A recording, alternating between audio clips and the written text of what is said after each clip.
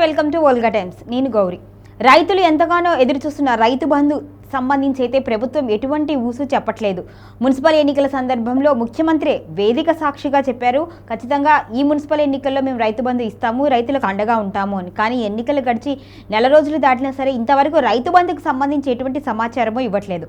అసలు రైతు బంధు ఉంటుందా ఉండదా, మమ్మల్ని ఆదుకుంటారా లేకపోతే మోసం చేశారా అని రైతులు ఆవేదన వ్యక్తం చేస్తున్నారు. మరి అసలు ప్రభుత్వం ఎలాంటి నిర్ణయం తీసుకుంటుంది, రైతుల పక్షపాతంగా ఉంటుందా లేకపోతే రైతులను పక్కన పెట్టేస్తుందా అనే దాని మీద ఈరోజు చర్చిద్దాము. దీని మీద వివరించడానికి ప్రముఖ రాజకీయ విశ్లేషకులు బండారు రామ్మోహన్ రావు గారు ఉన్నారు. వారితో మాట్లాడదాం.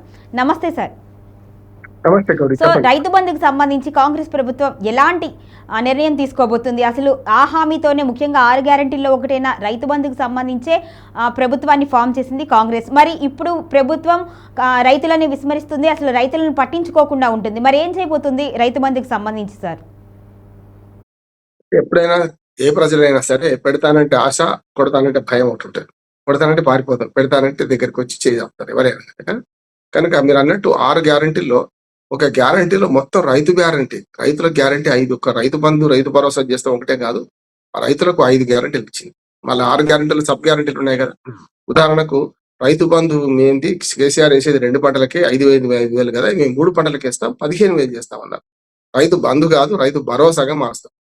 అట్లాగే కౌలుదారులకు, కౌలు రైతులకు ఇవ్వరా డబ్బులు, మీరు ఓన్లీ రైతులకు భూస్వాములకే ఇస్తారా, కౌలు రైతులకు ఎందుకు ఇవ్వదు, కౌలు రైతులకు కూడా సంవత్సరానికి అది 18,000 వేస్తామన్నారు. అట్లాగే 12,000 వేస్తామన్నారు.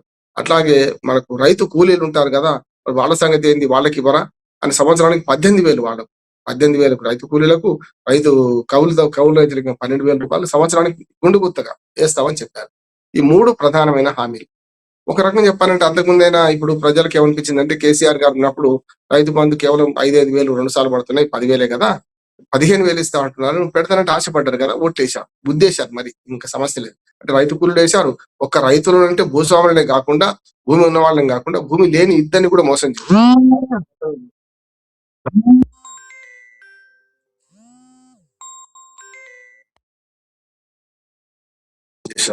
మొత్తం 3 వర్గాలు మోసం చేశారు రైతుల విషయానికి వస్తే.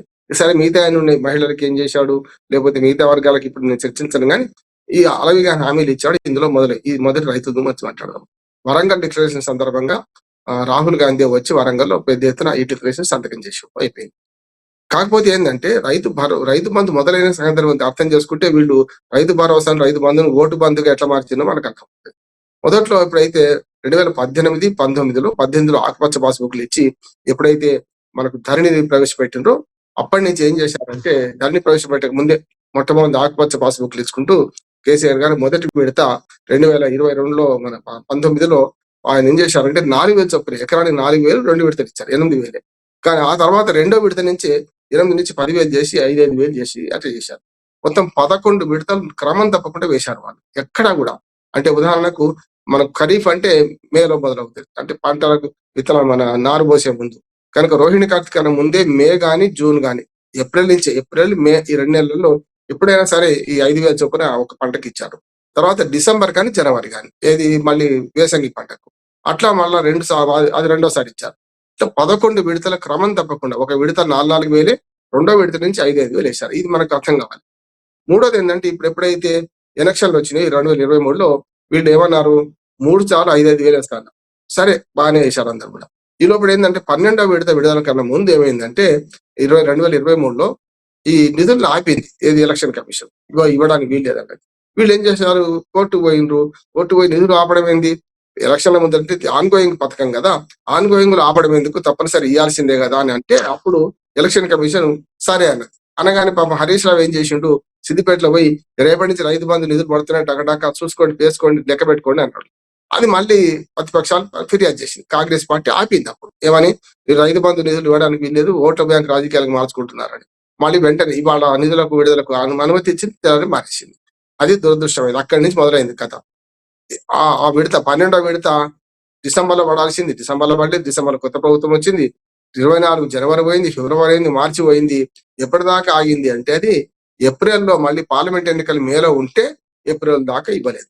పార్లమెంట్ ఎన్నికలు వచ్చినాయి కదా, అప్పుడు ఏమన్నారు, 15,000 కాదు, మేము 12,000 ఇవ్వగలుగుతాం, 3,000 ఇవ్వలేకపోతున్నాం మేము అని అన్నారు. కానీ కాదని ఏం చేసిన, ఎలక్షన్స్ ఉన్నాయి కదా, అప్పుడు ఏం చేశారు, 10,000 అంటే 5,000 10,000 అప్పుడు అందరికి వేశారు. అంటే గుట్టలు, రాళ్ళు, రియల్ ఎస్టేట్ అన్ని ఏవైతే విమర్శలు చేశారో అవన్నీ పక్కన పెట్టి పార్లమెంట్ ఎన్నికల కోసం 5,000 10,000 అంటే 5,000 వేశారు. అంటే 12వ విడతది 2024 ఏప్రిల్లో మేలో వేశారు. అయిపోయింది. 12 విడత 13 విడత ఎప్పుడు రావాలి? 13 విడత మళ్ళీ అప్పటికే వచ్చింది. మేలో వేయాల్సిన 13 విడత అప్పుడే 12 విడత వేసింది. 2024 13వ విడత ఒకటి మేలో వేయాల్సి ఉండే, 14 విడతనేమో మళ్ళీ డిసెంబర్లో వేయాల్సి ఉండే. ఆ రెండు కూడా ఆపుకుంటూ వచ్చి మళ్ళొక్క ఎన్నికలు వచ్చిన తర్వాత మళ్ళీ అప్పుడు ఏం చేశారు? మళ్ళీ ఒకసారి అదే 5,000 బదులు అప్పుడు 6,000 ఇస్తా అన్నారు రెండోసారి కూడా. అది కూడా ఏమైంది? మళ్ళీ 5,000 చొప్పున వేశారు. అది కూడా అప్పుడు కూడా అంటే పాత లెక్కనే. 23లో మొత్తం 5,000 రెండు సార్లు వేశారు. 24లో 2 విడతలు రావాలి, 25లో 2 విడతలు రావాలి, 25లో 2 విడతలు రావాలి, 24 2 విడతలు వేసేశారు. 2 ఎన్నికల సందర్భంగా వేసేశారు. 25లో ఒక మొదటి విడత ఎప్పుడు వేశారు? పంచాయతీ ఎన్నికలు వచ్చినాక అప్పుడు వేశారు. చూసినాం మనం. అంటే పూర్తిగా ఎట్లా అంటే పంచాయతీ ఎన్నికలు పెడతామనే బాధ అప్పుడు వాయిదా పడ్డాయి మళ్ళీ. దాంతో ఏం చేసిండ్రు? ఇప్పుడు 13, 14, 15 3 విడతలు 16 4 విడతలు రావాల్సి ఉంటే కేవలం 12వ విడత, 13 విడత, 14 విడత మాత్రం వేశారు. 15, 16 2025లో ఒక్క విడత కూడా వేయలే ఇప్పటి వరకు కూడా. 2025లో రావాల్సి ఉన్నాయి. ఇప్పుడు 2026లో ఇప్పుడు మళ్ళీ ఏప్రిల్ మే వస్తే ఇంకో విడత 3 విడతలు బాకీ ఉన్నారు. ఇప్పటికి ఒక్క విడత కూడా ఈ 3 బాకీ ఉన్నారు ఇస్తలేరు. మీరు అన్నదే కరెక్ట్. నా ఉద్దేశం ఏంటంటే మభ్య పెడుతూ ఇప్పుడు ఎంపీటీసీ జెడ్పీటీసీ ఎలక్షన్స్ వస్తున్నాయని చెప్పి మొన్న మున్సిపల్ ఎన్నికల కన్నా ముందే మున్సిపల్ ఎన్నికల ప్రచారంలో భాగంగా మీరు ఓట్లు వేయండి, మున్సిపల్ ఎన్నికల ఈ పోగానే ఏదైతే మన ఎన్నికల కోడ్ పోగానే వెంటనే వేస్తామని చెప్పి 17 ఫిబ్రవరి నుంచి డబ్బులు పడతాయి, ఒకటేసారి పడతాయి అని చెప్పిండ్రు కూడా. ఏమైంది? ఆ ఎన్నికలు అయిపోయినాయి, ఓట్లు వేయించుకున్నారు. ఇప్పుడు మండల పరిషత్, జిల్లా పరిషత్ ఎన్నికలు కావడం లేదు. ఇప్పుడు ఏమైనా సమస్య ఉందంటే మళ్ళీ ఎన్నికలప్పుడు చూసుకుందాం అంటున్నారు. ఈ ప్రభుత్వం రైతులకు వాస్తవంగా ఇప్పుడు మార్చిలో ఉన్నాం కదా, ఇంకో నెల అయితే ఇంకో విడత వస్తుంది కనుక 3 విడతలు బాకీ ఉన్నది, 2 విడతలు ఎగ్గొట్టింది ఇప్పటికే. 3వ విడత అంటే ఇప్పుడు వేసేది అవుతుందో దీన్ని వేసే ప్రయత్నం చేస్తారు చూడండి. ఆ 2 మర్చిపోమంటారు. అసలు నా ఉద్దేశం ఏంటంటే అసలు మొత్తానికి రైతులకు రైతు భరోసాని ఎగ్గబెడతారని, రైతు బంధు కాదు, రైతు భరోసా ఉండదు. రైతు బంధు అనేది పాత పథకం అంటున్నారు. రైతు భరోసా అనే పథకం అయితే ఇప్పుడు ఉండదు అనుకుంటున్నారు. నేనైతే మెల్లమెల్లగా ఎగబెడతారు. అంటే ఆశలు చచ్చిపోయిన తర్వాత చేస్తారు. లేదంటే ఏం చేస్తారంటే ఈ 2 విడతలు ఎగ్గొట్టి మళ్ళీ మన ఎంపీటీసీ జెడ్పీటీసీ ఎన్నికలు కనుక మేలో జూన్లో అయింది అనుకోండి, పరీక్షలు అయిపోయినాక అప్పుడు మాత్రం మళ్ళీ వేసే ప్రయత్నం చేస్తారు. ఒక్క విడత వేస్తారు అనుకుంటున్నాను నేను. చావకుండా లేవకుండా చేస్తున్నారు. నా ఉద్దేశం ఏంటంటే రైతులను మోసం చేస్తున్న ప్రభుత్వం పట్ల రైతులు ఇప్పటికే ఉన్నారు. కానీ వాళ్ళు ఏమనుకున్నారంటే వేస్తారు అంటే దానికి ఓట్లు వేసుకుంటూ వచ్చారు. ఇంకా 2 ఏళ్ళు 2.5 ఏళ్ళు ఈ ప్రభుత్వం ఉంటది కదా అని ఆశపడ్డారు. కానీ ఒకవేళ రైతు భరోసా వేయకపోతే ఖచ్చితంగా వచ్చే ఎన్నికల్లో ప్రజలు బుద్ధి చెప్తారని నేను అనుకుంటున్నాను.